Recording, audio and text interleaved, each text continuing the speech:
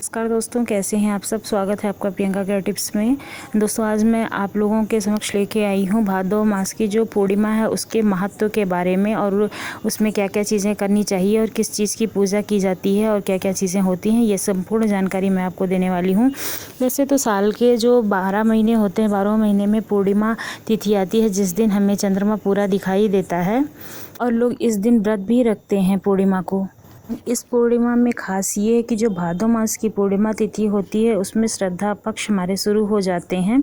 हिंदू धर्म में भादो मास में पड़ने वाली पूर्णिमा का बहुत ही महत्व माना जाता है। दोस्तों, हम सबसे पहले बता देते हैं कि इसकी तिथि क्या है। ये 20 सितंबर को शुरू होगी।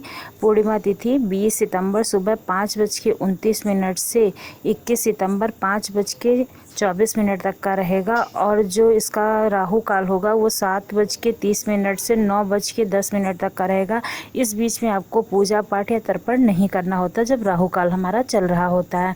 इसके अलावा जो शुभ मुहूर्त होते हैं उस टाइम पे आपको पूजा करनी चाहिए, और हमारी मान्यता ये भी है कि इस दिन हम कथा वगैरह भी सुनते हैं। तो दोस्तों, जब राहु काल हो तब आपके अगर शनि है या 7.5 है या ढैया है आपकी राशि पे, तो आप कभी भी ये कथा वगैरह ना सुने और पूजा पाठ ना करें, तो इसका फल आपको अशुभ पड़ सकता है। इसलिए मैं आपको ये ज़रूरी जानकारी दे रही हूँ।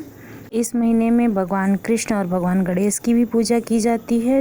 हिंदू धर्म में जो भादो मास में पड़ने वाली पूर्णिमा होती है उसका खास महत्व होता है। जैसा कि मैंने आपको पहले भी बताया, भादो मास की जो पूर्णिमा होती है इस दिन से हमारे जो श्रद्धा पक्ष यानी कि पितृपक्ष भी शुरू हो जाता है, और हम अपने पितरों को तर्पण वगैरह के कार्य भी हम करते हैं। शास्त्रों के अनुसार जो पूर्वज पूर्णिमा के दिन चले गए हैं उनका श्रद्धा ऋषियों को समर्पित होता है। इस दिन दिवंगत की तस्वीर को सामने रखकर पूजा अर्चना होती है। इस दिन पितरों के नाम से पिंडदान करना चाहिए, और इसके पश्चात कौवा, गाय और कुत्तों को प्रसाद खिलाना चाहिए। इसके बाद ब्राह्मणों को खाना खिलाना चाहिए और बाद में स्वयं खाना खाना चाहिए। दोस्तों, इस पूर्णिमा में या मतलब इस महीने में कुत्ते का, गाय का और कौवे का इतना महत्व क्यों दिया जाता है, इस बारे में भी मैं एक वीडियो बनाने वाली हूँ। आप लोग अगर ज़रूरत हो तो ज़रूर देखिएगा और समझिएगा कि ऐसा क्यों होता है। और दोस्तों, पूर्णिमा के दिन भगवान विष्णु की भी पूजा अर्चना करनी चाहिए हमें। इस दिन भगवान सत्यनारायण की पूजा करने से अब जो हमारी सारी मनोकामनाएँ होती हैं वो सभी पूरी होती हैं। इसलिए बहुत सारे लोग होते हैं जो पूर्णिमा के दिन सत्यनारायण भगवान की कथा सुनते हैं।